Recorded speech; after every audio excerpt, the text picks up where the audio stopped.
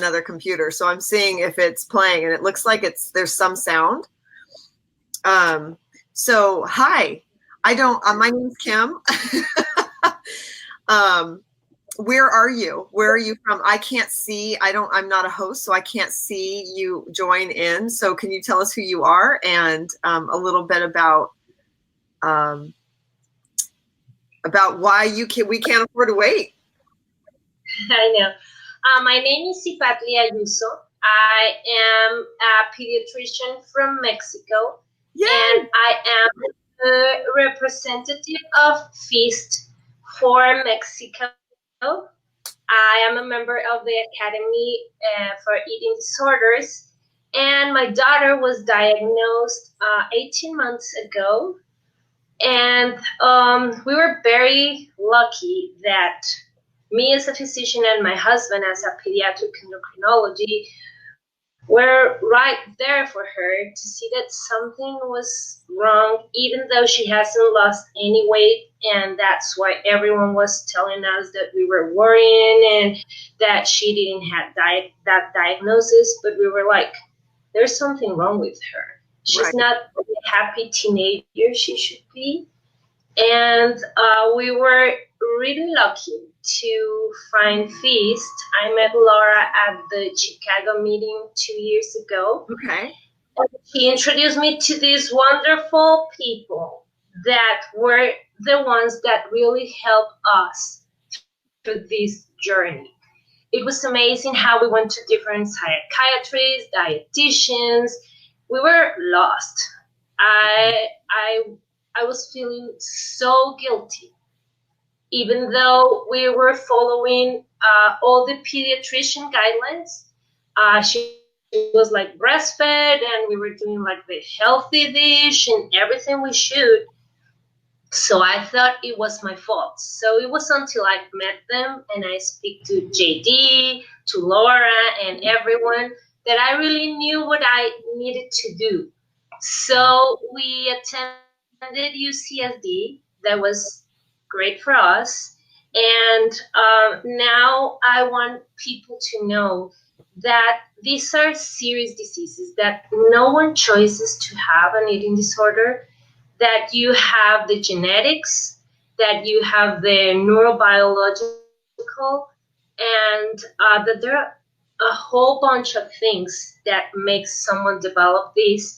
And if you treat this in an early basis, you're going to have the best results, because these diseases not only affect the patient, but they affect the whole family and the society. Right. And the earlier you detect them, the better. And I also want to talk to other pediatricians as myself. Yes. That you have to be aware, that you have to ask when you have the patient right there. Because if we delay the diagnosis, people come to us and they believe us, and then they just wait until it's too late. If the patient has lost a lot of weight, it's going to be even harder. So we just have to think about it and to refer it. So don't wait. Don't wait as a mom. For you. Don't wait as a pediatrician. Just believe in your guts. I love that. Believe your gut and keep going, because that's hard. I think it's hard. I'm a sibling, so I didn't have a child. So I think it must be really difficult to constantly have the door slammed in your face. So I love how you're saying, keep going. And it can be really painful. I watched my parents go through that, where people just said they were crazy. It was their fault. They had damaged my sister, and that's a really difficult thing, to be strong like that and keep being persistent and showing up like that. But I have a question, and I know this question is a big one for some people that I've been chatting with lately. And that is, how can you convince your pediatrician? You are a pediatrician, right? So what language can you use? By experience board, and we're doing what can we bring to doctors that would resonate with them, that would make them understand it's not just a phase, or however you want to, all the things that we hear, right? So what would be something that they could bring to a pediatrician that would be effective? I know even though the DSM-5, that is like the last edition of the psychiatrist guidelines, says that you don't have to wait for the patient to have amenorrhea or to lose weight in order to diagnose. When you go to doctor and the pediatrician says that everything is okay, that on the charts or the BMI is normal, you have to be like really persistent to ask if for another evaluation.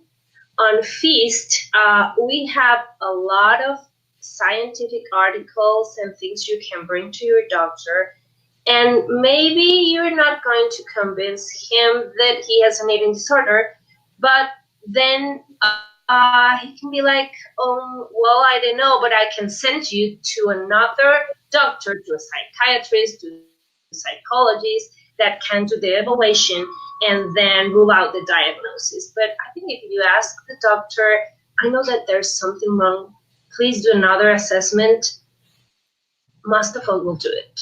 Yeah. Doctor, I've got a question as well. Hi, I'm Steve Dunn from Texas. I wonder if it would help to ask the pediatrician to conduct more blood tests and to specifically check, for instance, magnesium and potassium, because can't you also tell if there are issues when the magnesium and the potassium and even the salt level in the blood is off? Aren't those also indicators? Yeah. Hi, Stephen. We met at New York. Yes, Sometimes when these girls start, even those results, the magnesium and sodium, can be normal. And if you see them, you kind of rule out that there's something wrong. And you can ask for them, but even though they show up to be normal, if you think that your daughter or your son is having some anxiety around food, you just don't have to wait, even though they're normal, because sometimes it's up to 3 to 6 months when they stop eating, or they start to have some kind of malnourished, to start seeing some things in those labs. You have to see the labs with different eyes, though. If you see some of them, if you think that you are looking for a normal child, then you might find them normal. But there are some criteria that says that even they are low within the normal limits, if they are starting to stop eating or eating less, then you have to consider them as abnormal, and you have to repeat them the next weeks. So yes, it's important, but it's not the diagnosis.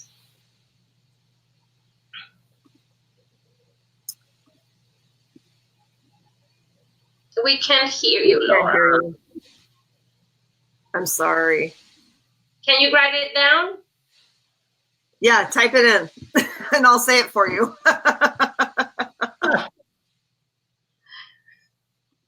Another thing I'm trying to do here in Mexico is I try to talk to pediatricians and tell them if a teenager is not happy, is avoiding social stuff, they're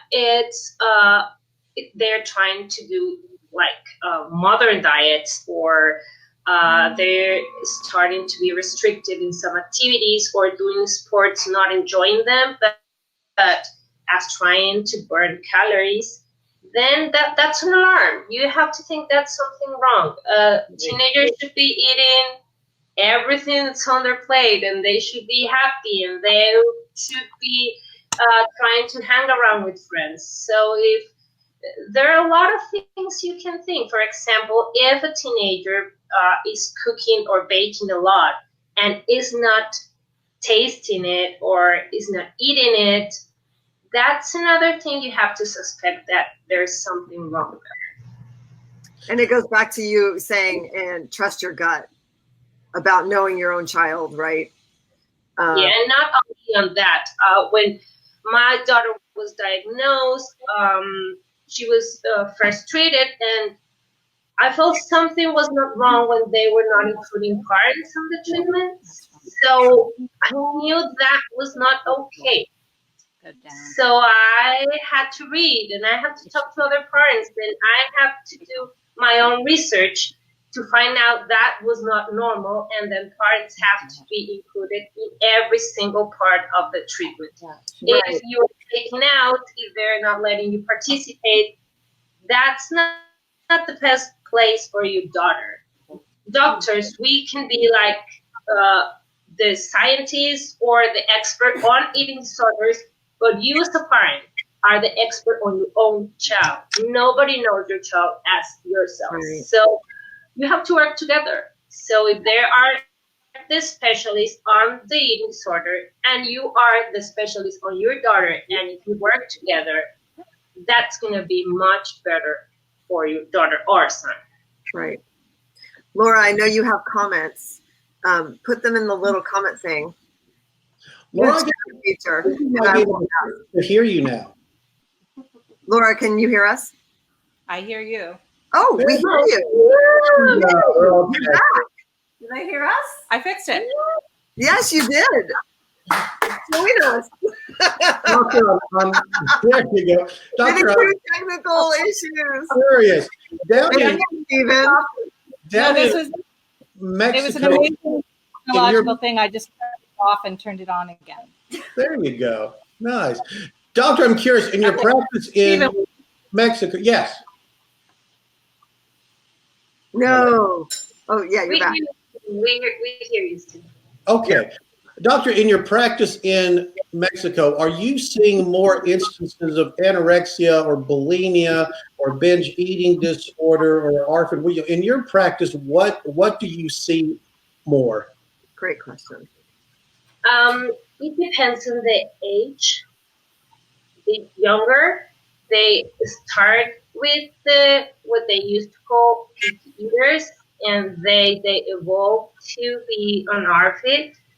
But between 13 to 17, that is the age I see a lot of anorexia that is not diagnosed, and sometimes even the parents are they don't want to see it. They don't want to hear the diagnosis. They want to wait until they see there is something wrong, and you have to be like really insist with them that there's something wrong and that it's not normal for them to be a vegan or to start cutting some kind of meals or to be practicing sports in hours that they shouldn't be, like at night or things like that.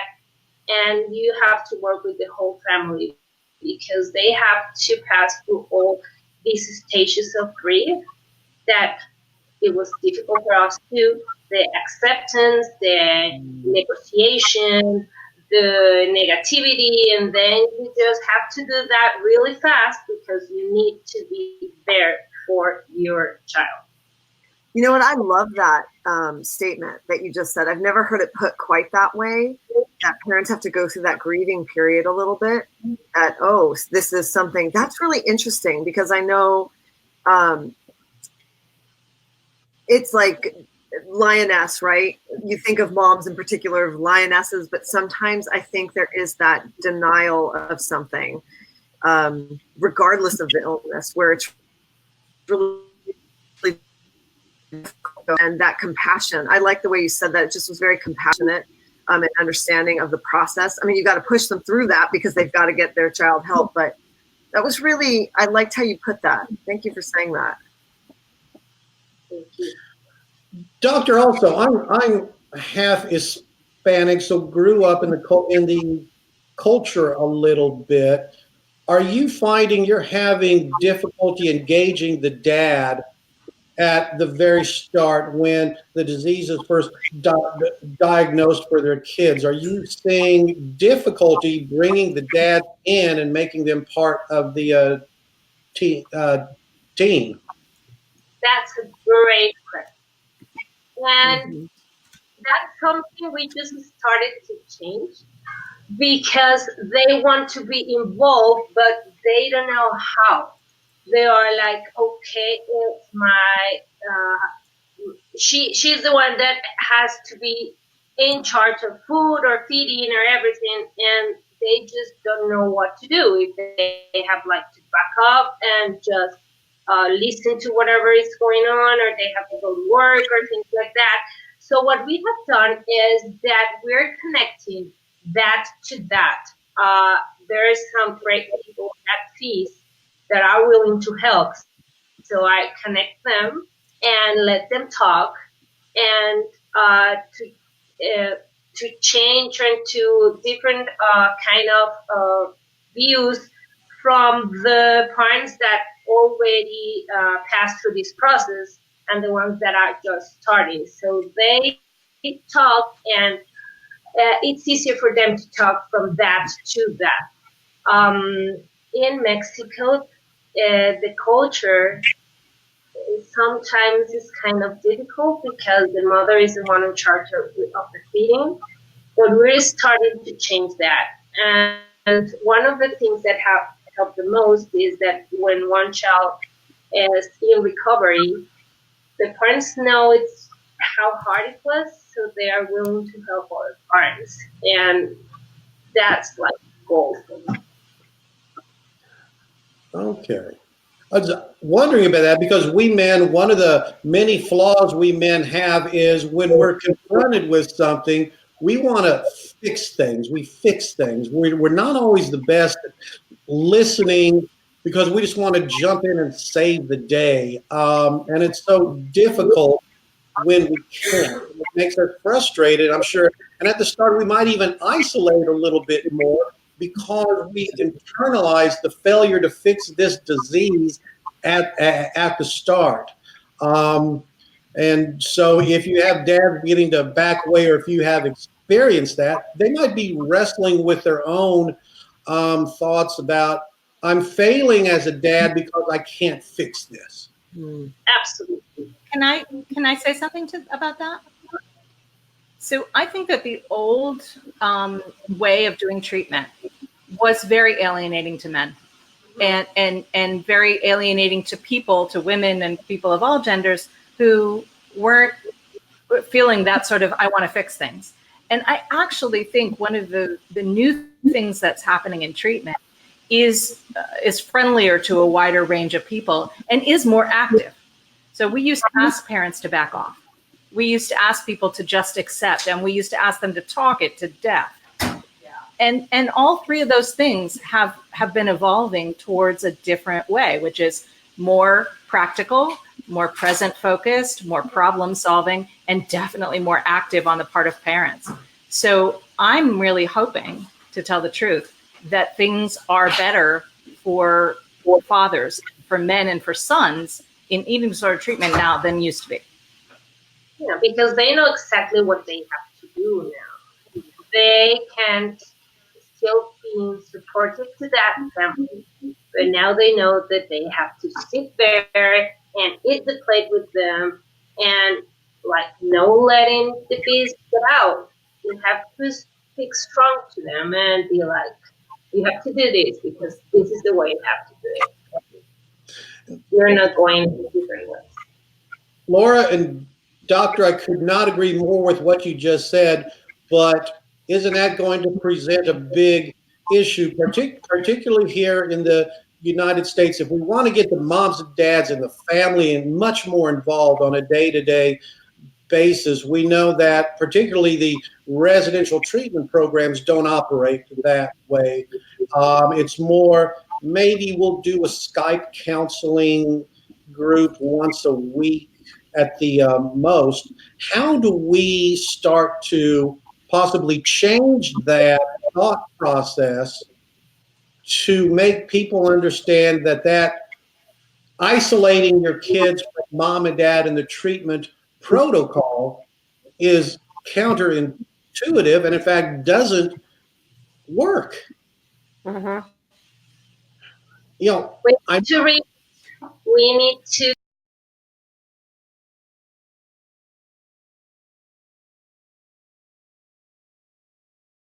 the whole family, siblings, dad, mom, because all of them have to be aware that what's going on and what they have to do at home, because the anxiety of this family is going to be this high with all the single members of it, and if they work together, we're going to have better results in a short amount of time. But we have to be involved, and we need to keep communicating with the society, with the families. We need them to know, and the more people know, the better. Knowledge is everything.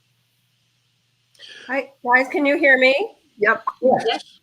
Steve, I know you and I have communicated in the past about this issue, and I really think this gets to the need for kind of basic guidelines for evidence-based approach, and then a comprehensive what does higher level care look like, and when do we need it? And one thing I've noticed, and we live in East Africa, and when Emma got sick, we had luckily met with UNC Chapel Hill and got started on FBT there within a few months of her illness. But then I went back to Tanzania, and because of HIPAA issues, they couldn't at that time do kind of distance support.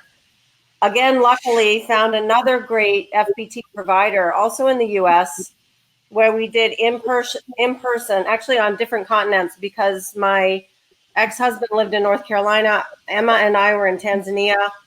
Adriana with Prosperity was in Virginia, and we did some in-person work.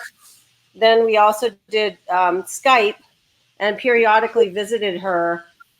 There were certainly moments where I was just thinking, this is not working, but I was lucky to get the support from this amazing therapist who worked with our whole family, and especially me, to refeed Emma. She was only 11 at the time, and get her on track. But with World Eating Disorders Day and being connected with, and F.E.A.S.T, and being connected with all these other affected people and families, I've been amazed at how different the approaches are, and how I'm actually pretty disappointed in the US, because I feel like while we were lucky to get FBT through 2 US providers living abroad, most people don't have that. And I think that we have a great opportunity in the US with this large RTC network for them to adopt evidence-based treatment, a public health approach, not discounting that there are times where higher levels of care for various reasons might be needed. But, if we were to actually address this as a low-cost early intervention, it would look very different than the way it looks now. So I guess countries that don't have this sort of behavioral health industry, they don't have that option. Italy doesn't have that option. Greece doesn't have that option. Countries like Australia, Canada, UK, Ireland, who have socialized health systems, they don't have that option. Maybe that's not such a bad thing, but I'd be really interested to hear from you, Steve, and the doctor. Kim, what do you think the best policy approach nationally should be to addressing this really serious issue? Kim, do you want to go first, or would you like me to? Go ahead. Okay. What we know in the last 7 years, there have been seven different treatment criteria guidelines issued by 7 different organizations worldwide. That includes guidelines issued by Australia, New Zealand, the UK, and a bunch here in the United States. As a result, there is not one recognized treatment criteria lines that have been adopted. In fact, I was going to ask the doctor later on, what treatment guidelines do you review when you treat the people who come to you? But, and I know we're looked upon domestically almost as parochial in our views on healthcare and treating this disease. Mhm. But unless we can get our doctors worldwide to start to collaborate and come up with guidelines that are applicable across the board, we're going to continue to have things like this fast track to health study going on in Australia, in which the executive officer of their research ethics committee is on record as stating the risk of being an eating disorder is worth it if it results in weight loss. It's amazing. Can I add some news that you all may not have heard, which I think is pretty cool. So what you just described, Stephen, and Scott, all of us are talking about having some standards. Yes, globally. Okay, so this is something that's been a focus for me personally and also for F.E.A.S.T. And here's the progress, is that, okay, just 1 second, I'm going to interrupt. I love you. Wait, I come love and you. say hi. Wow. Oh dear. He's got to go to work. Okay, he's gotta go to Sorry, work. just going to introduce my cousin to my son. Okay, fine. My fifth cousin, Yeah. maybe, or Okay. something.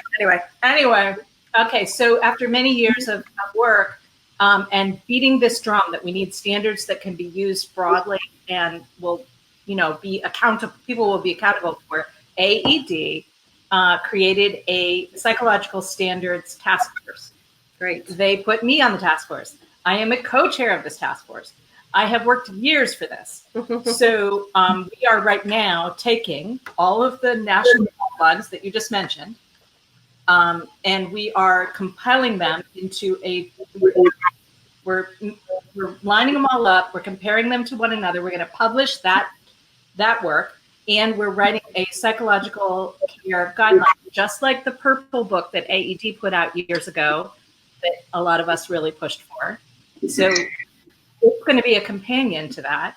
And we are going to be able to put out for the world what AED standards would be based on evidence and based on these national guidelines. And I'm sure it won't be perfect the first time, but it's enormous progress towards an accountable, central decision about not only what is recommended based on the data, but what is not supported by the data. Great. So I just want you all to know that the cavalry is coming. Good. And Bravo. That is great news. isn't this also to adopt Yes. this? We need World Health Organization also to adopt this. If AED could come up with a single statement, that addresses these questions, which it never has done, and no one really has done, then we have something we can bring to WHO. Right. We can bring. Yeah, I have to tell you that with my patients, what works the most is not the scientific books. It's the books that have been written by parents. And sometimes when I don't know what to do to a patient, I rather ask another mom that has passed through this and another doctor that has treated this, because I know that what the parent said is going to be more effective because they live with them. Right. So my books, the ones I love and that I use to treat people are the ones that are written by the people that live this with their own skin.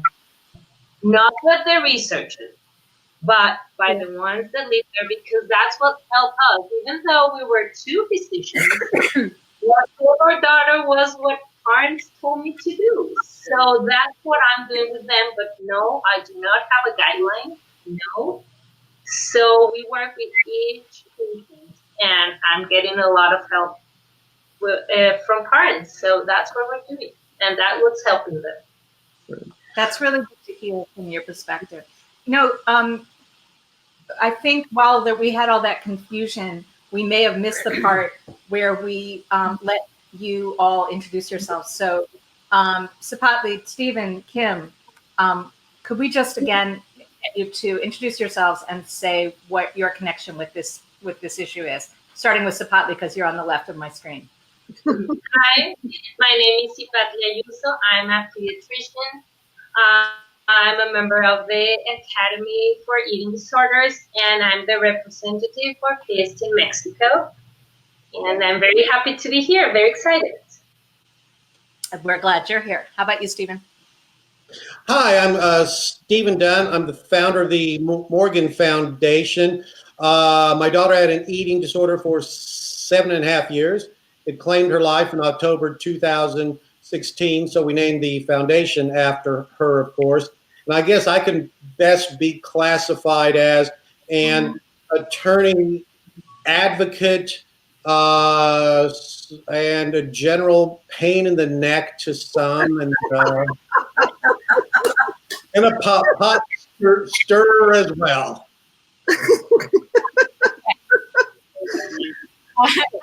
How about you, Kim? My name is Kim Paikunka, and I am a sibling. My sister was bulimic and for 15 years and passed away in 2002. And I really focus on getting attention not only to the sibling role, which I think is extremely important. And I'm so excited that you said, I bring all the family members in, including siblings. I love that you said that. Thank you. But also bulimia in general. And when you guys were talking about guidelines, I was edgy a little, I'm going to be honest, because I was like, I wonder if that includes bulimia and binge eating disorder, because the conversation tends to lead towards anorexia often. And that was very difficult. One of the reasons my sister did not get treatment for the first 4 years is because she was quite heavy. And so people denied the fact that she was ill. So because she was bulimic, right? And she was, you don't have to be thin, right, to be sick. So people just would not see her, would not address the issue, even though I told them what she was doing. It was not addressed. So I'm really passionate about getting binge eating disorder and bulimia out there a little bit more, and also including siblings, because yeah. Thank you so much for that, because often when we talk about eating disorders, people think we're talking about anorexia, which, as always, I've found very bizarre. Yeah. No, the Psychological Standards Task Force is talking about the full spectrum of eating disorders, including ARFID, including PICA, including anything. I mean, the DSM has a lot of eating disorders. We need to have guidance out there. And sometimes the guidance is to go to the closest thing. Yeah. Not to ignore, we have to use data, and there's not data on everything. But we've got to start somewhere, and it's got to include all eating disorders. We need to stick together. Yeah, absolutely. I love that. I love that. Yeah. So, and I also, I'm looking at some comments. I don't know that they're live. I can't tell, but I thought since there's some great panelists here, if I could read some just to get your comments on them. Before you do that, Kim, we actually have another guest that I'd like to add in. Do you want them in the conversation so that they can add in? I can add them in, and they can introduce themselves, and then let's look at those comments. How's that? Absolutely. Do you need me to log off so they can come on? No. Okay. We're going to have like a Brady Bunch situation going on. Party. Okay. Ellen, I see you, and a lot of feet. Yeah, we see your feet. We have a lot of feet. And a bicycle. Can you wave at the camera and tell us whether you're ready to be added to the conversation? Oh, there. Whoa. We may have lost Ellen. All right. Kim, the comments. I want to say Susan Avery, and if I say your name wrong, I truly apologize. She said, so happy to hear that the task force is addressing all EDs. Vicky Molinos, what are your thoughts of introducing to a minimum safe weight? I'm offended by the term. I'm not offended. I disagree. Let me jump in as a parent and an affected person. And actually, my kids developed anorexia. I developed anorexia after a year or so, morphed into BED and then bulimia for over 20 years. So I agree with your point, Kim. That's so important to make sure that we address all different types of EDs, and they kind of can often go back and forth too. Right. The safe minimum weight. This came up a lot when my daughter, who was then 11, began evidencing symptoms of anorexia. And we got her diagnosed within a couple of months, which was lucky. I've seen a lot of parents talk about this, like even when we first got into treatment through FPT, I remember my ex-husband saying, what weight do we target? And of course, my daughter, what weight do I need to get to? We were so lucky that our therapist said, you're 11, you've got a lot of growing to do. And I was so grateful too that Lisa Laborde also a couple of years in said, listen, these kids are evolving. They're 11, they're 12, they're 13. I stopped growing myself when I was 21. So, and then of course our bodies change throughout our whole life cycle. Setting up minimum weight would be absolutely disastrous. And I was so grateful and happy when CDC in the US and others just put and AED put the statement out about BMI. I just think that's so dangerous, that looking at the target. For us, it was around behaviors and brain. And as a parent, or what you can tell, you can see you're living 7. Yeah. When that, of course, people with eating disorders can mask a lot of stuff. We're masters at it. But the weight is certainly one indication needing to go up, especially in adolescence. But I just don't think that's something we really should go, that path we should go down. I don't agree with that. But it's a great question. I think it's a great question. It's worth a lot of discussion. For me, it's a little bit of a hard. I really disagree with a minimum weight as well, because when my sister was in her last treatment center, she was kicked out of the treatment facility because the insurance company said she was at weight and that she was fine and healthy. She died 6 months after that. She was not healthy. She had osteoporosis. She couldn't keep food down. She was on medication for that. Her body was physically dying. She was having pancreatic issues. She was having liver issues. And they were like, her weight's fine, so she's out. And I think it just could be a very dangerous precedent. She probably was at a weight some people are very healthy at, but that didn't mean she was healthy. So for me, same. I just find that to be kind of a dangerous minimum safe weight. Yeah, what we do is we do blind weights, and I just tell them we're doing great, we need to improve, but we don't talk about numbers. I tell them that the numbers matters to me, because if I say a number and the patient grows, then the number has to change. Or maybe we thought this was the number, but we're still thinking or having some behaviors, and that's not the number now. So we just don't speak about numbers. Yeah. Can I say why I find that term offensive? One, minimum, keeping small. Well, all the things. I don't like it when pseudoscience and pseudo stuff is brought up. That is not that term is just one term that some people use and other people use another term. It's not real. It's based on the idea that that the measures that we use is the measure of the illness. We need actual standards on how to keep people medically well and psychiatrically well. And I don't like it when people make up new terms to justify their protocols instead of basing their protocols on science. And that is not a scientific term. No, that doesn't ever occur. Dream.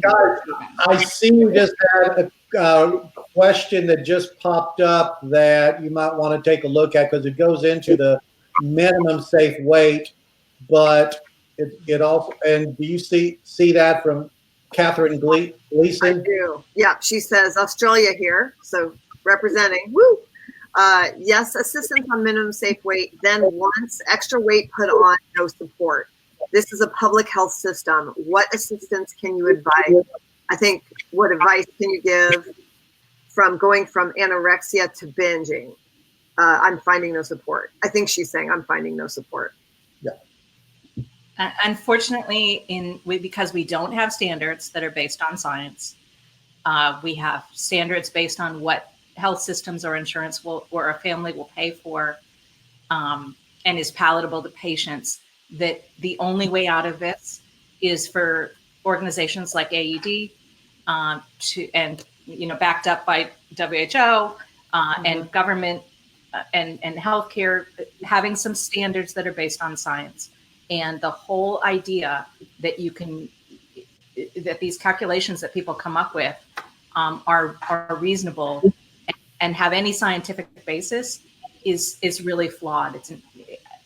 We need to hold these people to the fire, right, and get some standards that are based on science. And it's not going to be a number, right? And that's just we know enough about eating disorders in our community to know it's not going to be a number, but it doesn't mean it doesn't matter, right? If that makes any sense. Laura, also from a legal and insurance perspective, the minimum safe weight plays right into the insurance company's hands. What they do, as we have discovered in the WID case, they're treating this disease from an acute standpoint, not a chronic standpoint. Bingo. Great If it's an acute standpoint, once you hit a weight, boom, it's time to step you down. They're not treating the underlying causes and issues. And as long as we have things like reliance on BMI or minimum weight, then you're misdiagnosing and mistreating this disease. We've got to find a way to get it away from being treated as an acute disease to a chronic disease and have more of a long-term plan in place. Right. And I think, Stephen, go ahead. Go, Kim.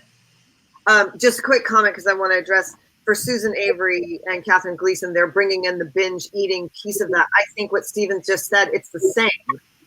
Whether it's a high BMI, because she's saying, Susan was saying somewhere in here about high, what about if there's a really high BMI number? I think what you're saying is the same. We're not chronic treatment.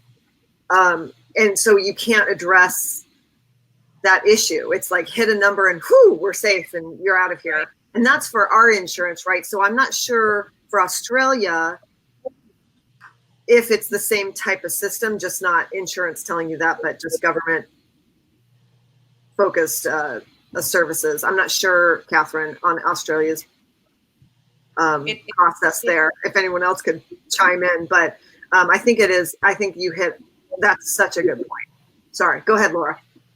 I was just going to say, they do have a national health system, a mixed system where they have both national and private. Okay. I think the key here is the illness. These illnesses are a spectrum, and the trying to set up a maximum weight or a minimum weight or an average weight, or I mean, all of that is missing some very serious biological points. Right. And we are having a hard time convincing health systems and insurance providers and families and doctors to understand that, because there are no standards. So I think we're all agreeing we need standards. The other thing too, with that, just the point of weight. We know weight is one factor that contributes to recovery and sustaining recovery. Mm-hmm. But these are brain-based illnesses. Yes. So it has nothing to do with weight, really. I mean, when people say, "Oh, it's about control," and you have to explain to people, control is a symptom of this brain-based illness. Just like weight differences contribute to health and to sustained recovery. But really, it's the brain that has to be healthy, right? The brain has to be healthy, and the brain's not going to be healthy unless someone is nutritionally nourished. Fully. And that's going to be individual for that person. Right. We can't ignore that, but we can't also. It's a bad measure. It's a bad measure of mental illness. Yep. Right. And we're not getting any progress because we don't have any common understanding of the illness, which is that's the drum that I beat a lot. And F.E.A.S.T is very much behind that. Not everyone in the eating disorder world is ready for that. That's true. We're not all in agreement, but if we could all find some common ground, we could be guiding this instead of just following it around country by country, family by family. That's a critical moment. I love that. I was exposed to that a little bit this past week. I helped get a 24-year-old into treatment down here at the Eating Recovery Center. And actually, the ERC here in town is run by a great doctor. We're good friends. And the insurance company has been stepping her down prematurely, of course. And what has occurred, she's in IOP right now. The doctors are almost having to let her get a little bit worse. And they know she's getting worse. So they can go to the insurance company on Monday and say, okay, she's at this level now. It's time to step her back up. But for our medical personnel, and as parents, it's just going to drive us nuts to understand that our children and loved ones sometimes have to get worse to go back up to get the treatment they need, because that's what the insurance companies say. To me, is just reprehensible. It would be like treating cancer, where you don't, do any, you don't treat them until they need to amputate something. Right, that's not. It's not Just working. crazy. It's not working, and families know this. So we have another guest who's just arrived. Sue has arrived. I'd like to add her in if that's okay. Yes, absolutely. Are you ready, Sue? Is that okay? Can you wave if you're happy to be join in now? She's waving. Okay. I'm sorry, I can't hear you all when you're in the lobby apparently. Hold on. If you have to and you know it, clap your hands. By the way, Stephen, your tie is to die for. I love it. Thank you. I tell folks the last time I had a long tie on was during the first Ronald Reagan administration back in 1982. That was my second year in law school, and I've been a bow tie guy ever since. Okay, so I'm learning new things. I can't take Sue out of the lobby and put her on because there's too many of us on. I thought so. Okay, I'll drop off. I don't want to lose anyone. You can stay in the lobby. I'm going to put, so if one of you volunteers to be in the lobby, I'll put you back in the lobby. Yeah, put me back in. Okay, Kim, you're going in the lobby.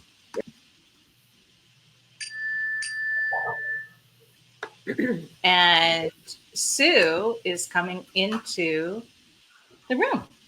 And because there's too many of us. I thought so. Okay, I'll drop off. Okay, Sue, do you have Facebook? You can stay in the lobby. I'm going to mute you for a sec, Sue. Are you listening to Facebook? If you could turn Facebook off, but don't turn off Be Live.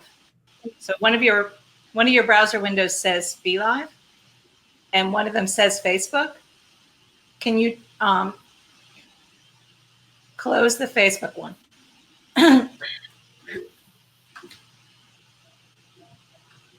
All right, I'm going to add you back in. Hi, Sue. Can you hear us? I can hear you. There we go. Can hear you. Welcome, welcome. Thank you. So, would you introduce yourself and tell us why this issue matters to you? My name is Sue Clausen, and I'm on the board of F.E.A.S.T, which has been a pleasure and an honor. This matters extremely to me because our son had anorexia when he was 14, and the medical community did not know how to help us, and even myself being a nurse practitioner was a loss of what to do. And everyone just said, well, he's a boy and he's an athlete, so he doesn't have anorexia. So it was actually a phone call with Laura that really helped us discover F.E.A.S.T and the Maudsley method and helping us do family-based treatment at home. So eating disorders can't wait, because the longer the patterns develop, the longer it takes to break them. And conversely, the sooner the person is diagnosed and treated, the sooner the sufferer recovers. And I just want everyone also to know that boys get eating disorders as well. I appreciate the comment from those who were writing in comments about anorexia, then going into binging, because that is what happened with our son. and that it felt like there was little information for that. I'm so thankful, F.E.A.S.T, that we're doing this live stream today. Thank you. Yeah, I very much appreciate all of you being on at the same time. We hadn't accounted for a lot of people at a time, but I'm really enjoying this, especially since we have cousin Amy right here. So I think that I'd like to continue this conversation if possible, and basing it on these comments that are coming in on Facebook. I want to read one to you that really strikes me. So Denise Robertson is one of our wonderful volunteers here at F.E.A.S.T. She helped make this day happen, and I'm so appreciative. She did an event today in Durban, South Africa, and she, was brave enough to stand there and talk to people about eating disorders that weren't there to talk about eating disorders. They were at the mall. Right. And I just got to say, that kind of advocacy, that kind of getting out there, just putting is just wonderful. And we've all done, a little of it, and we know that it's challenging, but it's also, that's who we need to be talking to, right? So she did this, and this is something that she just said on the Facebook feed. Of all the people I spoke to today, not one knew it was brain-based. Wow. They all seemed shocked. It's amazing. So when I started in this world in 2002, that was normal. And sometime today I wanted to say the reason why it can't wait is because people should not be hearing the same thing now as in 2002. Right. And now I hear this all the time. People are shocked. So thank you, Denise, for doing that. And does anyone have any thoughts on the whole brain-based issue being hard for people to get? Even for physicians, I have mates that I talked to, and they were like, "Oh, I thought that was the psychiatrist's problem. I didn't know they have like neurobiologic basis, and that there's something wrong in the brain, that there's no making the connection." So we have to start from the medical community to everywhere else. But even now, we're here in Mexico, they're shocked to know a lot of things that I've been talking about because they don't know. They're just think they are illnesses that are chosen, that they are only psychiatric problems, and that there's not going to be any danger because they are a little bit thinner or that they stop eating. They're like, "Oh, well, I will wait until they want to recover in order to help them." And, well, it's a reality. I've given now 2 TEDx talks on eating disorders and the brain, and it's very encouraging now here in the United States that more insurance companies are now paying for the repetitive transcranial magnetic stimulus on the brain. And in addition, there's this polychromatic light treatment therapy that's being looked into. And it's been used with great success on returning vets with traumatic brain injury and PTSD. But you're absolutely right. The brain, we think, is the core. And once we get more research into that, and there comes the issue again of the research not being funded, the more we know about the brain and the parts of the brain impacted, the more likely it is that we're going to make some great breakthroughs about this disease and treating this disease in a more objective way. Yeah. I think it's just really hard for the healthcare field, the medical profession, to implement new research into their educational system and then into their practice. So I remember reading how it might take, 7-8 years from the time something has been declared gold standard until it's taught in schools and actually implemented in practice. So it just takes a long time to change people's minds from what used to be thought that caused eating disorders to what we know now, unfortunately. I can't wait. I can't wait. It just infuriates me. Children are going to die. Yeah. And that's why this urgency, that's why the theme that you chose for this year. Yeah. I think it's why people are really feeling this theme. We don't have time. I don't think these children's lives are optional. It's just not okay. And I don't just mean children. I should clarify. I don't mean children meaning minors. I mean people's children. Correct. And the failing to act early can end with very bad outcomes 20 years later that are totally unnecessary. When there is treatment that we know works. When there's treatment that we know that works. Right. And Sue, I'm so glad you jumped on and talked about your son, because I know that there is a big issue, particularly in high school, with male athletes in sports like wrestling and swimming, that sort of thing. And we have these coaches in high school, some of whom were lucky to get out of high school themselves. And in order to meet weight, they get their kids to binge and purge and get down to just the right amount of weight they have to get, and they don't have any understanding what they're doing long term to the kids. We've got to find a way to get more information out to athletes and coaches and athletic directors to get them to understand that our boys, our young men, are just as susceptible. Yes, I agree. Our son in high school was very involved with basketball and then cross country. So running, he was a runner at that time, and then became an avid biker and a bike racer.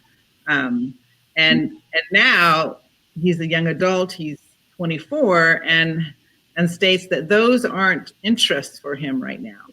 And it makes me think that that was all part of the eating disorder at that time. His extreme involvement in running and in biking. And he was praised so often for winning his races and for being so lean and strong, which just made it all the more difficult to deal with and to know how to respond to. So, Sue, as a mom, how did you first find out that your son had eating disorder issues? So I didn't notice it until a couple of months later, but he had an extremely fast weight loss. So within a matter of just a couple of weeks, a month, he dropped like 20 pounds. So it was noticed, and also odd eating behavior, which I'm sure all of us who are parents understand. So it was noticing some very odd eating behavior, like Dr. Del Valle has talked about, in terms of picking at food or liking to bake and serve us fancy meals, but not wanting to eat himself. Just some of those classic behaviors he had been demonstrating. But it was then this extreme, that combined with noticing some severe rapid weight loss, that really grabbed our attention. Myself and my husband. How many time passed since he started with the behaviors and that he was diagnosed? I couldn't hear your question. Please repeat it. May I ask how many time passed between when he started with the behaviors and that he was formally diagnosed? Well, probably 4 or 5 months. Maybe 4 months. Because in retrospect, the behaviors started before we actually noticed them, right? So by the time I noticed them, I was already suspecting that diagnosis. But it took several different providers and different appointments because the initial providers were saying he was normal and just a normal young man. So that took a couple of months. In retrospect, his behavior started several months earlier. We have another guest who's ready to join the call. I can go off, Laura, and let someone else come on. I will jump off because I think as long as you have a pediatrician here, you guys should take advantage of that as much as you can. So I'm going to hop off. I do want to say, Laura and F.E.A.S.T, thank you so much for making this available. I know that there are people who hopefully get a lot out of today. So again, thank you. I loved being a part of this. Thank you for being here. I'm going to give her a kiss for you, Stephen. Absolutely, because if I were there, I would absolutely give her a kiss. You guys have a good day. Talk to you again. Before you go, we're going to follow up next week on some of this policy global stuff. Okay? Excellent. I am around for that. And Doctor, hope to see you in Sydney, Australia. Lauren, Catherine, and Sue, you too, and Mexico the year after that. Bring your bow tie. Absolutely. I'll bring an extra one for everyone. Okay, guys, thanks. All right, bye. Thank you. All right, I'm putting Stephen back in the lobby, and I'm going to add JD is here, and I'm going to join. Is that okay? Can you wave and tell us you're cool? All right. Thumbs up. Here you come. Kim, how you doing in the lobby? She's fine. All right, thumbs up from her. So, hi, JD. Hey there. Good morning. How you doing? I'm doing well. Thank you. I got to echo what Steve says. What's been pulled off here this year is really, really amazing. It's just like really, really cool to see. Very. So will you introduce yourself? Although I will say I ran a video from you earlier that was wonderful. And I advise everyone to go back and look at it. But if you would introduce yourself and tell us why we can't afford to wait when it comes to eating disorders. Yeah, so my name is JD Olette, and I'm a mom of someone who's in recovery from anorexia, super involved in advocacy, peer support, all that sort of thing. And my Why Eating Disorders Can't Afford to Wait story is so much more hopeful than many, because we didn't have to wait. And so I really love to tell, sort of what happens when everybody is knowledgeable and educated with a capital ED. So in 2012, the youngest of my 4 children, much like I heard sort of Sue describing, her loss was very rapid and noticeable and things like that. And even before she really had lost a ton, we noticed that she wasn't eating certain foods and things like that. So relatively short time trying to get a diagnosis, even though we did do some GI stuff. I always like to say with that too, we were lucky because she fits the stereotype of someone who you would look at to have anorexia. So that helps as well, because the further away you are from that stereotype, the harder it is to get the diagnosis. But in any event, we happen to be really lucky in that we lived in San Diego. So we were referred immediately to UC San Diego, and can't say enough about their way of treatment. And the sort of the big F.E.A.S.T tie-in before I even knew about F.E.A.S.T really was our first day of program. Sorry, I've got this watery eye. I don't know what's up. When the director of the program said to me, welcome to UCSD. We're the experts on eating disorders. You're the expert on your child, together with the treatment team. And our entire time there really lived that very powerfully and very, I have to say there were a couple times where the treatment team and I weren't fully in alignment, and they said, well, let's listen to what you have to say and maybe we'll try it your way and we'll get some feedback on that. And the result of that conversation was, gosh, Mom, you really know your daughter. That was helpful. Thanks. So such a different narrative than I hear from so many people, and, using us and her siblings and all of us was so powerful for her. So I'm happy to report that now in 2019, she's 24 years old, graduated from school with 2 degrees, wisely decided to wait even a few more years to pursue her dream, because it includes being a law enforcement officer, and that requires a lot of physical training. So she's actually starts that in about a week from tomorrow. Actually, she starts her training academy.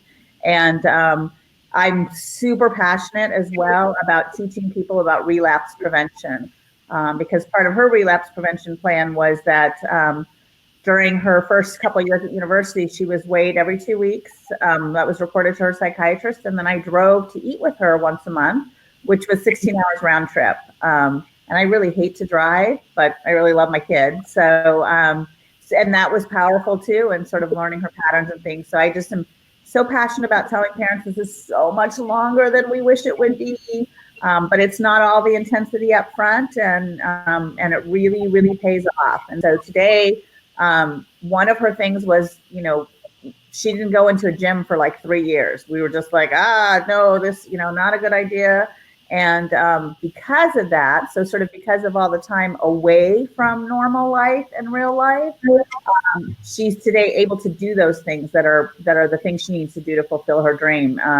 So to be in my position where she's living in our house, the training academy is very close to us. And so to be able to see her both work out and refuel appropriately is what any parent could want.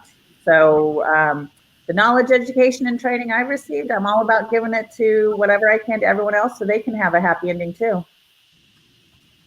Yeah, and just to F.E.A.S.T, which I'm a board member of F.E.A.S.T now as well, because the resources are, sort of top notch. If you learn from the F.E.A.S.T UCSD way and you go to talk to other people and go to conferences, you often end up with with clinicians around you asking questions and saying, wow, where did you learn all this?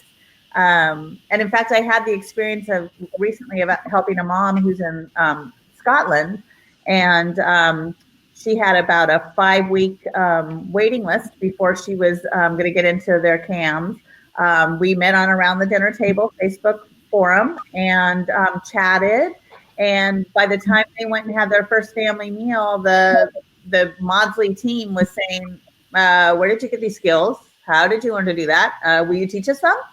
And so that's the power of F.E.A.S.T and Around the Dinner Table, and all of us, the collective power of parents and really smart, dedicated people to make a difference for ourselves and others. That says it all.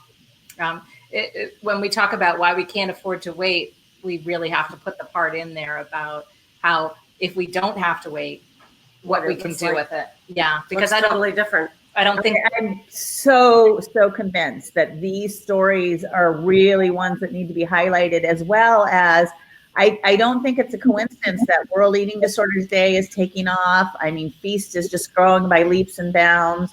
And that's because we have a reservoir now of people with energy that wasn't completely sapped by decades of fight and sadness.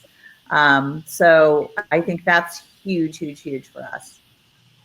I do want to put in a word there that, so I know that a lot of people in our community don't get good outcomes even with the best circumstances. So let's keep in mind that while we're trying to prevent suffering, and we really believe we can do better with faster, harder, more informed resources, this is not to say that it's a guarantee. Oh, absolutely. Yeah. Rappy. And the way I sort of think about it is that if the cases where it can be this way, if we can take care of those sort of quicker and more cost effectively, then there's some more left over for the people who it's going to be harder, who there's a lot more comorbid stuff, things like that. I think that's huge. One of my big passions is about trying a higher weight. So our daughter was not well at 100%. She was well at 110% of her personal growth curve. So in that, you're absolutely right. I don't know that we're ever going to get to 100% remission recovery. There's just lots of factors for lots of people. And a lot of people, that's what it takes. So in sort of beating the drum of try a little more weight, I've really come to sort of clarify my message that it's an independent variable that's probably the easiest of all of them to adjust. And so it's not a magic bullet for every single person, but if we do it with everyone, then we can see what's left. And so there's so many people, I hear this all the time because I talk about the higher weight of people who really thought that their kid was going to be sick forever. And again, there's not everybody, but for some people it is what does it. And but there was an interesting message on a group the other day of a mom coming in to make a post about a higher weight. And I think her daughter was about, in the end, about 20 pounds higher than anybody ever would have thought that she should be. And she talked about the fact that, you know, for like 2 years on the forums, she was just really annoyed at people who were telling her to add more weight because her daughter was at her growth curve. And that's what the doctor said. And they still had all the stuff. And so I commented, I'm sure I annoyed you a lot. And she said, you were the most annoying person of all. Thank you very much. Worse for being annoying. Yes. I just have to say that it's parents that are leading the way. Yeah. On the higher weights, like you said, and you're really good at that. And I mean, everyone agrees on early intervention. Everyone agrees we need resources, involve families. But it's only the parent community that I really hear beating the drum on, hey, why are we so afraid and of champions. weight I've got our own community. Yeah. And we have a couple of champions. You know, we have Lauren Molheim has been so instrumental. And then, and I'm sorry, I can't remember the names of the researchers off the top of my head. Maybe they can end up in show notes, but the people that are doing the Mayo Clinic study. So I call the information we have in the parent community anecdata instead of anecdotal data. It's anecdata, and anecdata should be driving the need to get data. And so super, super stoked about the Mayo Clinic study that had over 500 parents return their survey, which was not quick to fill out. It was about 30 minutes. So hopefully, you know, sort of we can get that. But, you know, in the overall picture for all clinicians, you know, why don't you listen to us? We really want our kids to get better. We want your kids to get better. We want the adults to get better. We want everyone to have a chance. So we so do. So one of the things that I wanted to make sure, we literally are within 40 minutes of the end of this. Oh no! This is this show, and I'm overwhelmed with happiness that we've got so much to talk about. But I do want to give a minute to check in again about World Eating Disorder Day, Action Day. So Amy is busily working over here at social media and her tasks. Can you tell us what's going on with World Eating Disorder Action Day right now? Oh my gosh. Right now, I'm just actually looking at all the events from what would be our last night, but all night long in the Southern Hemisphere, starting in New Zealand more than 12 hours ago. Activities have been going on, events have been going on. If you check on the World Eating Disorders Day website, there's a link to events and you can see the whole list of activities. There are more than 50 activities now in 40 countries. It's just amazing. And they range from the lighting of Limerick, Ireland by the mayor in Limerick, and really pushed by one activist, Karen Gould. And she also brought on board a number of other organizations. The lighting of the tallest building in the world, the Burj Al Arab, which is absolutely amazing. I cannot wait to see that. I haven't been able to see it. Maybe some of the social media folks have got that already up. The lighting of Niagara Falls by Canadian activists. I didn't know about that. Yes. Last night, I'm here in Washington, D.C. and in Alexandria, Virginia. My daughter just graduated from high school, and this is also a huge accomplishment because, again, 6 or 7 years ago, who knows? We were really on the precipice with her, and she's just done great. Anyway, I was driving home, and I saw the Masonic Temple lit purple. So I'm claiming that as well. We're claiming it. But it is the day Mexico, Argentina, Kenya, and there are almost, at least 30, did I say 30 countries, something like that, with activities. So we're just going to be online all day until midnight here and then beyond. It's a more than 36-hour event, and it really continues. People are doing conferences. They're going to malls like Denise Robertson in Durham and talking about eating disorders with people. They're doing live broadcasts. Jenny Schaefer's coming on today. Laura's been hosting this with other F.E.A.S.T members. What else? We're having premiere of the World Eating Disorders short film. It's developed by Veronica Lucioni, one of the steering committee members. That's going to launch again at, I think it's 1:30 Pacific time. So it's already up there, but it'll be launched again on Facebook Live. So we'll be able to have some comments on that. So many other things. In fact, Japan, there are a number of activities in Japan.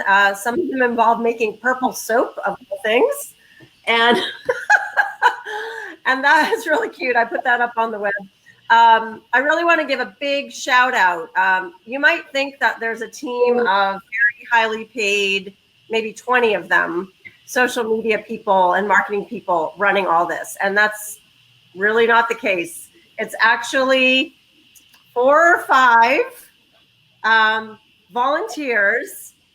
Sarah Kanata, who's in Australia, Carrie Cronin, who's spent a lot of the last few weeks in a tornado shelter in Oklahoma. The two of them have been just doing massive amounts of social media. They've done all the graphics, all the connections. So big shout out to both of you. June, two more things before I get cut off. Sorry, Laura. June Alexandra, who's run all of the blog posts this year, and that's also on the website and on Facebook. Deb Lesko and Denise Robertson, who've also been doing a lot of social media. So thank you to everyone and so many more. But I really want to shout out to those folks who've been backing this whole thing up. It's pretty amazing. I think we are at a critical point right now. It feels like it. Yeah. It really feels like I have to say, this is Margaret Mead. Never doubt the ability of a group of thoughtful, committed citizens to change the world. Indeed, it's the only thing that ever has. Right. If anybody has any doubts, this literally began with sort of like moms brainstorming, like what could we do to make a difference, and to see it take off the way it is has been amazing. And what I'm going to do with the rest of my day, besides watch my little grandson, I'm lucky enough to have a couple times a month, is be on Twitter, be on social media. That hashtag We Do Act 2019. One of the ways to get trending on Twitter and get people interested is to use a fresh hashtag and really make that thing blow up. And in the past, we've trended in cities like Montreal and things like that. So, even if you don't know anything about social media, if you can retweet other people, that's fantastic. If you can, share things, and if this inspires you to start planning an event next year, that's amazing. Because this is super, super grassroots, and it is absolutely making a huge difference. It's very cool. and everybody can play a role. It's not, there's no barrier to entry here. Yeah. No, not at all. And I think I want to do a little FEAST tie-in as well. So one of the things we've been hearing about is individual people sort of taking materials and going places and talking and making a difference. And so I'm heading up a committee on FEAST to create materials and presentation materials for the school's task force. And so my background is as a teacher and an educator administrator. And so I really believe in, if we can get some things together, arm people to go in, we'll maybe do some videos of the first people doing these presentations. So we can even just getting parents to go out and just present to the teachers and administration and nursing staff at their own school with proper up-to-date information would be huge, and then there's certain people who will decide for World Eating Disorders Day, I'm going to print a bunch of the FEAST booklets and I'm going to take them to 5 doctors or things like that. So just little things like that, little actions really build, and we're sort of, throwing these pebbles that create a tsunami of change eventually. And that's, if you're looking for a place to get involved, FEAST is here. Mm-hmm. If you're looking for a place to support this kind of work, that's why we're here. Spotlight, you want to talk a little bit about Spanish language resources? Yes, we created it here in Mexico. Spanish research is not only for the people from Mexico, but from all the people that speak Spanish. It's not only me, and Maria is helping me too, and there's a lot of Spanish-speaking moms that are willing to help anyone that needs help in Spanish. That means translation or someone to speak to, or someone to send a message, or share different things. So we are there. You can contact us through the F.E.A.S.T page, and we'll be there for you. We've been there, so we know how it is to be there and to be a parent and to be worried and to have insomnia and to want to eat or not want to eat with your daughter, or to prepare some food. So we know, and we can speak your own language. And it's not only Spanish. There are all other languages that we are introducing to the stage, and so that eating disorders do not affect genders, races, ethnic, and languages. So we have different languages for you. We can help. Yeah, that's why we started F.E.A.S.T, is to aggregate this kind of energy. Like each of us were individual parents who wanted to get something done. You know, Sue's doing work in Virginia. We're all doing stuff, but we're a lot stronger, and we can inspire and support and share resources if we're together. So to me, having this community, and it's broader than F.E.A.S.T, but F.E.A.S.T gets to, take on projects. Right. I want to encourage everyone to do that. I have to say something. So technologically, this was kind of a, we've learned a lot. It was great. And there's really good coffee over here at their apartment. I wish I could provide that to all. So we had 30 people signed up to be guests. Most of them were not able to get online. And I see a lot of them, making comments, and I know that behind the scenes, they've been trying so hard to be helpful. These people all wanted to be part of this and wanted to contribute, and, their voices didn't get on this. I want to apologize for the technical problems. I'm also going to not apologize, because I'm going to say we're trying stuff. We're going to try This is stuff. amazing. We're going to keep trying stuff. And, with more resources and more people, we could do more. But I want to say we've got to be bold. We want to try things. And I want to thank all the people who have not been able to be with us. I know that there was a lot of trying. I've been seeing it at the side of my eyes, is how hard people have been trying to be part of this. Can they jump on, though, through the Facebook page and comments and continue the dialogue? Absolutely. And this, something like this is not meant to be one day a year. Right. It really is all of us are trying to do stuff all year. So everyone that you're seeing and you're hearing from, and lots of others you don't see, are ready to have you come be part of it. This video will be up for perpetuity, even the embarrassing parts. We are not professionals. No, we don't. We're perfect or perfect for good. I don't remember how that goes, but you know what we mean. And we can't wait. The enemy of good. Perfect cannot be the enemy of good. Yes, yes, so this exactly. is pretty good.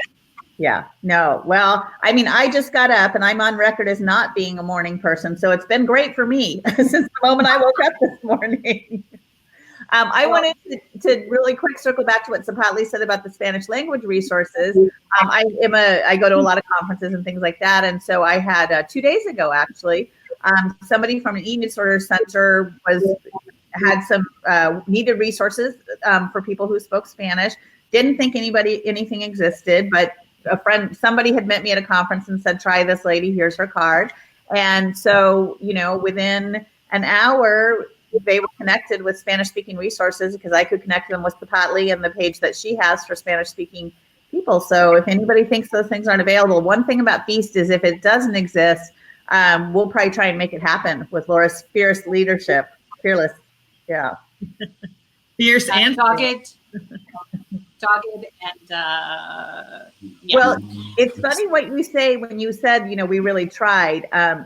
I will sometimes say to people who maybe have an understanding of eating disorders that's slightly out of date, which does happen, shockingly, on occasion. And I will sort of describe things that we do, and they'll be like, wow. And I said, it's so interesting that one of the temperamental traits of someone, particularly someone with anorexia, is this incredible drive and perseverance, as well as them being intelligent. And I'll say, shocker, guess who they came from? We're smart and determined too. And so that piece of it, you know, we are going to do this, and we are doing it. And everybody should look to us, just as in other fields. You know, parents, by and large, absolutely want the best for their children. And even though we're all imperfect people, and every family has to change to fighting eating disorder, that's a truism. I tell people this has nothing to do with whether you caused it or not. You're in a whole new land, so you have to change. And parents are willing to. All they mostly want is to know how and what and why, and they're there to do it. And you know, in terms of the whole field, listening to us parents is really a good thing to do, because we really want this to move forward for everyone. That is the quality that we see in our community. Sue, you were going to say something? No, I was just agreeing with what JD was saying, that parents are primary for being invested and involved, and that no one else cares more for their child than the parent themselves. So we have to engage. Us parents, we need to be engaged. And we're a wonderful tool. You know, we really are. With, you know, when you talk about research funding is lacking, sort of all those things like that. I always harken back to, what did parents do surrounding autism? And I also will say, one of my other big passions, I have lots of passions, but is the dads. Like, shout out to Steve for being on. Love Steve Dunn. There's a lot of other dads that I really, really like, and partners, male partners and things like that. And having them come in now, it's just, from where I started, you know, a mere 7 years ago, which is nothing compared to you, the difference is just huge in the number of men being involved. And I truly believe that that's how we're cohesive, you know, the cohesiveness of us as parents, you know, not just as moms, is also what's going to really drive this. And autism parents really changed the paradigm, and I think we're going to do it too. And I think we are doing it.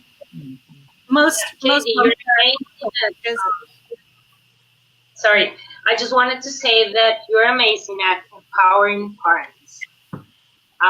You feel like you're fearless with that, and you're like, you can do it, and you have to do this, and you have to do that. And that's very important for a parent who's scared and doesn't know what to do.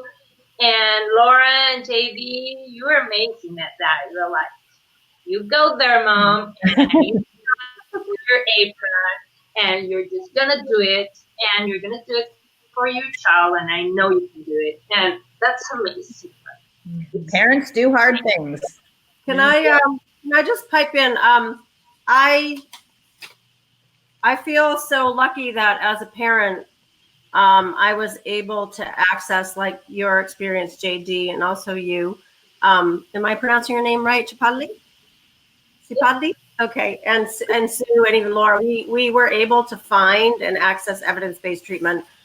There are a lot of folks who struggle for many, many years and are sort of now trying to plug in and get some support and help. People with severely entrenched eating disorders. Yeah. One thing that comes up a lot is this issue of parents being part of the problem. And I see this a lot on the activism page. And sometimes there's a lot of passion and energy, sometimes really compelling, around these issues. And what I want to say to this community of folks who are estranged from family members, or who have experienced severe trauma that may be connected to their developing an eating disorder, is that I don't think it's not that it's us and them, it's that we need to come together on areas that we have united agreement on. We don't have to agree on everything, and I think that's it across the board.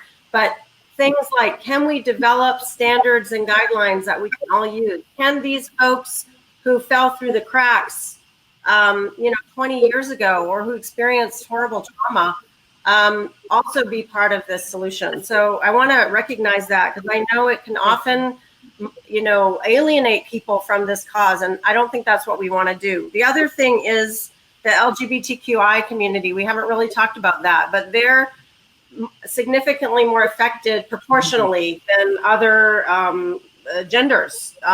And there's a whole bunch of science and or research around that. And we want to make sure that the LGBTQI community is also well included and reflected. Same with non-Western communities. And that's what I think is so cool about World Eating Disorders Day platform and F.E.A.S.T and also Academy for Eating Disorders.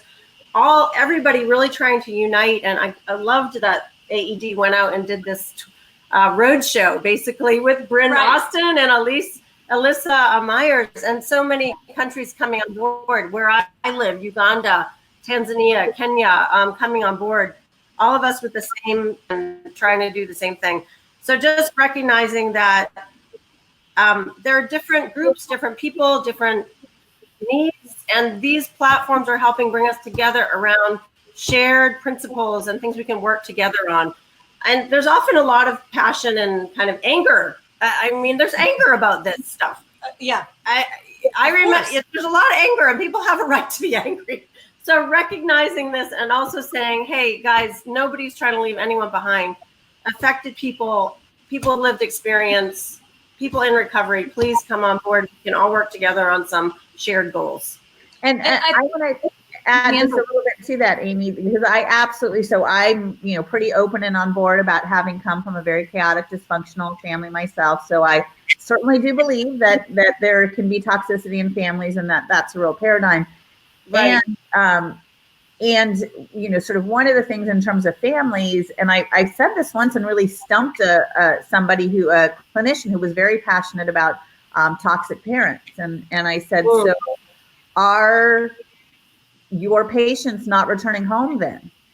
And was like, what? And I said, well, I hear you. If you believe that they're toxic, I hear that.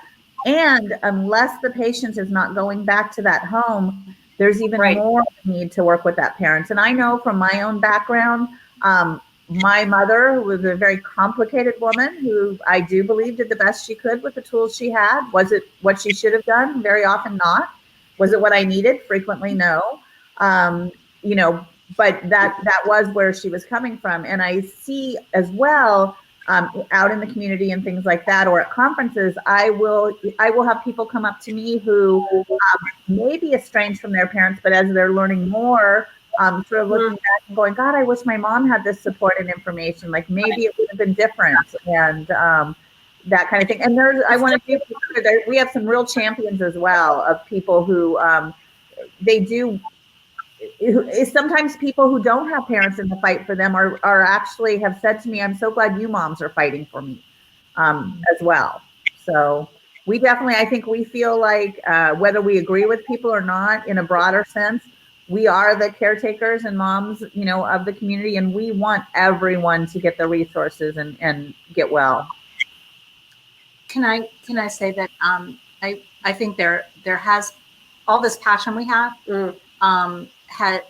was kind of a deprivation mentality for a long time. Right. Like if you get what you want, then I'm not getting what I need.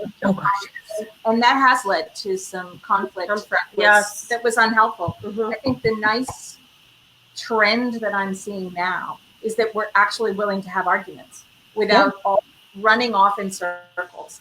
We can engage in disagreement, not just agreement. Right. And that's the only way things are going to improve is that if people feel safe to be able to say, hey, I don't like what you're saying and I want to talk about it, and the other person not run away.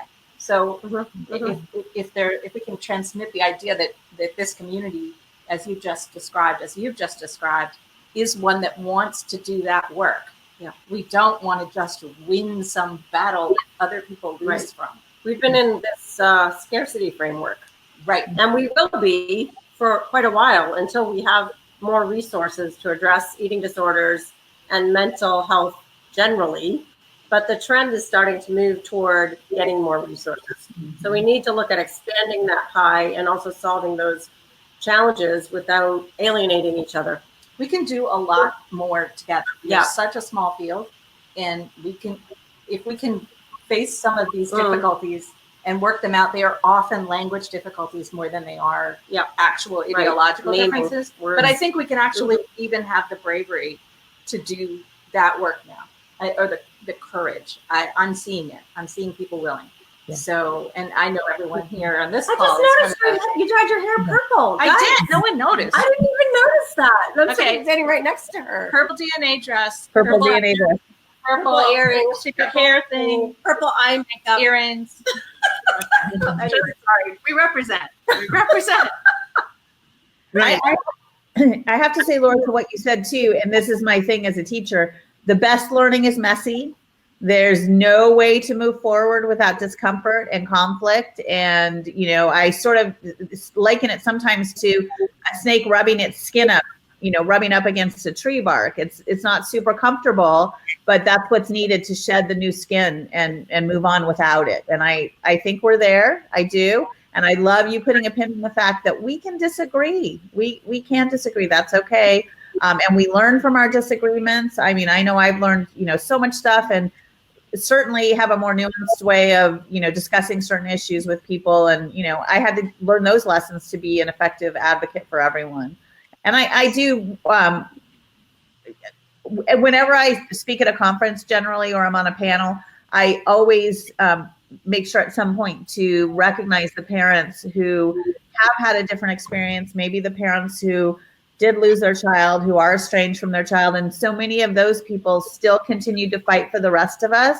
And I never want them to think that we're not thinking of them, and that, you know, they're part of our, just part of our collective energy and part of our sorrow and part of our drive to move forward. And I feel that way as well about the sufferers who unfortunately, you know, didn't get the help or wasn't there. That's the problem with so many of them. It wasn't even there. Not that they didn't get it. It didn't exist at the time as well. So yeah. That everybody is part of this collective and energy, and they're in our hearts as we move forward. Absolutely. Yeah. I just want to say, yes, we want to collaborate instead of compete. And I also want to just say a point about Kim coming on board and doing some work, because I'm really glad we're going to focus on siblings also. Having another child with some recent conversations now that she's a young adult, just realizing how all of this had affected her, which I hadn't been aware of at that time. So we really want to support the siblings as well. Yeah. So I'm really glad for Kim.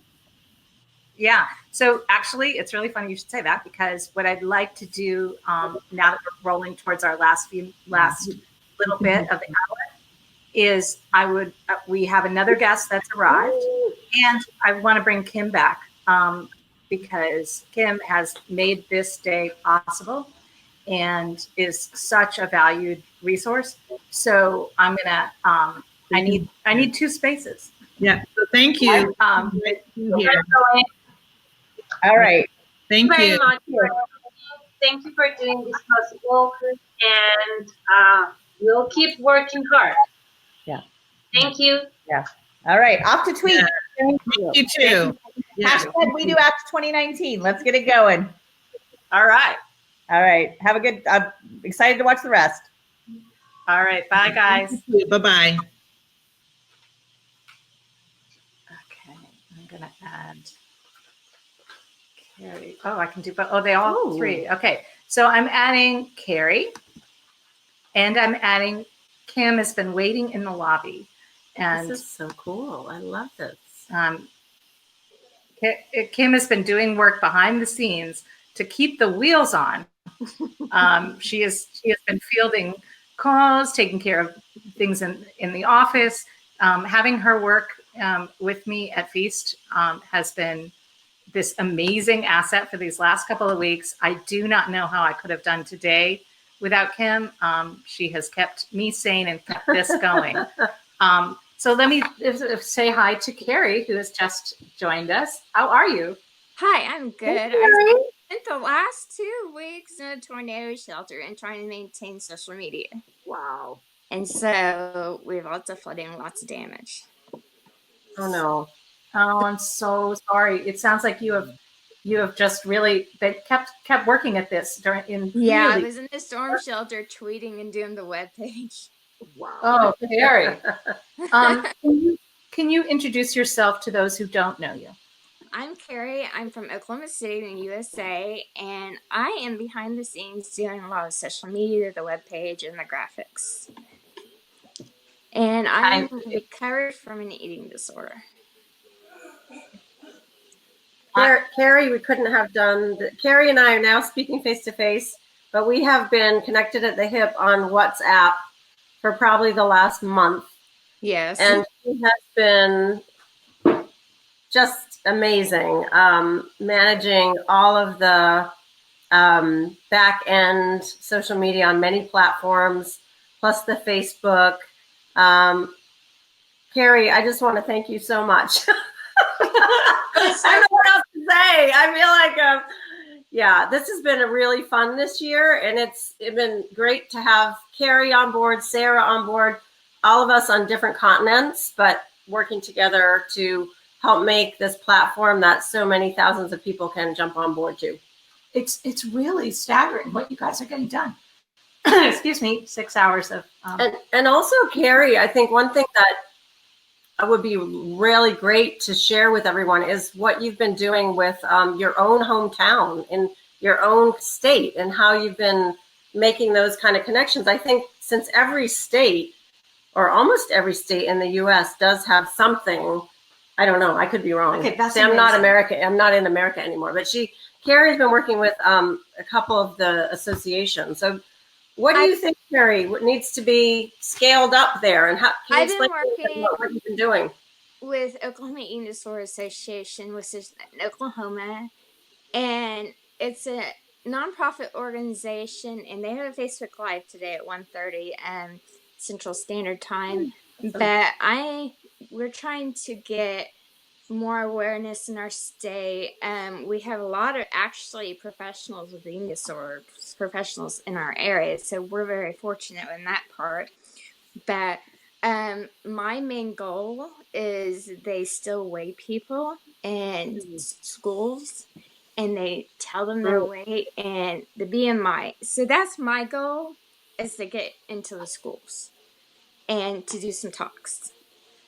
And I'm very passionate because my mom works in fine arts, like dance, orchestra, and that's where eating disorders work, because of the perfectionist area. And so with the Oklahoma Eating Disorder Association, I'm trying to get them on board to get some professionals to help me do some speeches. Good for you. I'm really glad you're doing that. So do you want to answer the question? I want to make sure everybody answers the question of why can't we afford to wait with eating disorders? Why can't we afford to wait? Because we don't want another person to die from this. I have genetically predispositioned to my family. My grandmother, my mother, I have numerous cousins that have eating disorders that are in denial, and they can't afford to wait because they're going to die without help. Only one of my cousins went to get help, and I got her help. And I feel like I'm fortunate because I got the help I needed because I seeked it myself, because no one in my family was supportive about it. And I almost died. And I thought, well, I'll give recovery one more chance. And I did, and it was the best choice ever. And today I'm recovered. I'm doing well. I work in graphic marketing, and it's not a part of my life. I mean, I work on advocacy because it's important to me to spread awareness, especially around my state. I know so many people that have no access to treatment, have no access to resources.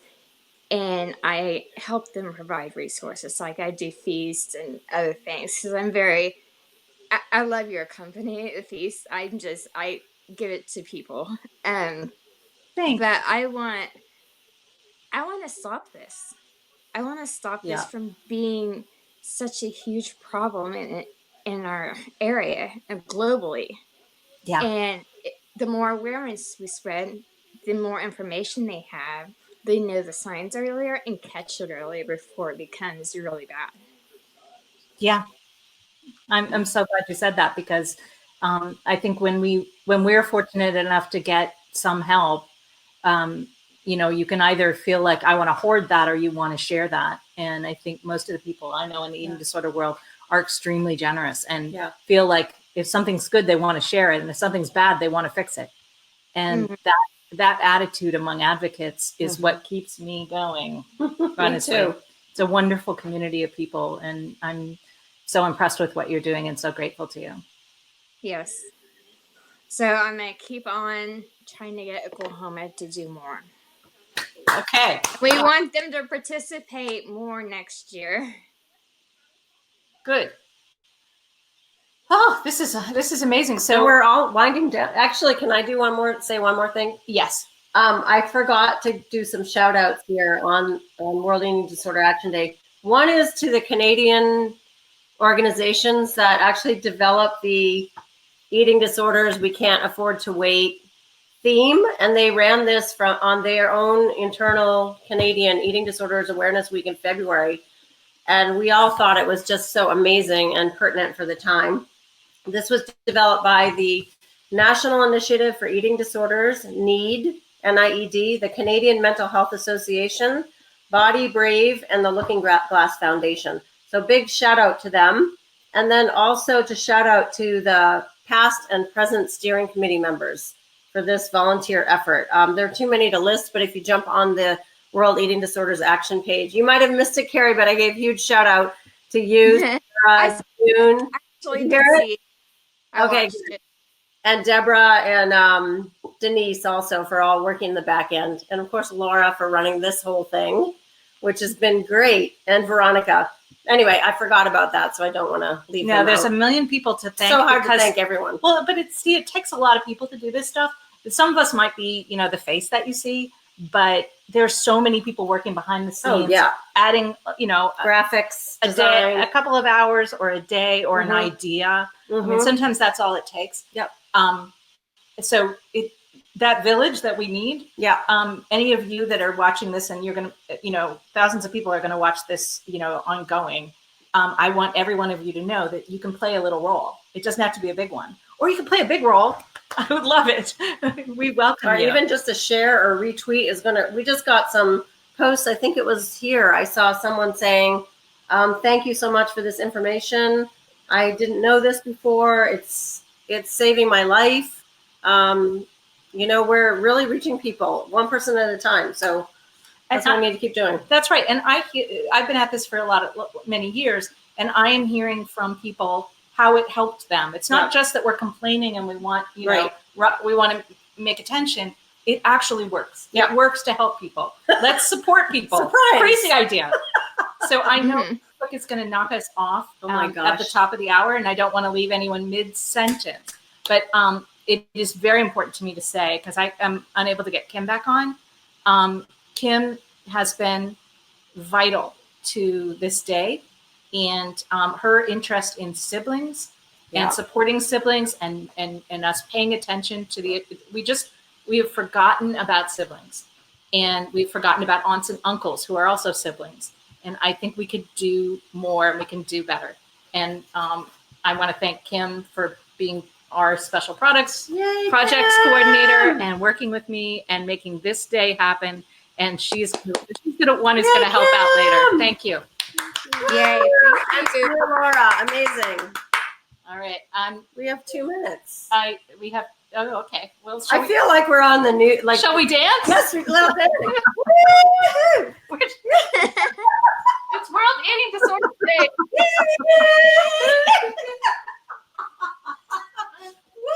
Okay, I've been up for 2 days. Can you Instagram messages? Awesome. Da-da-da-da.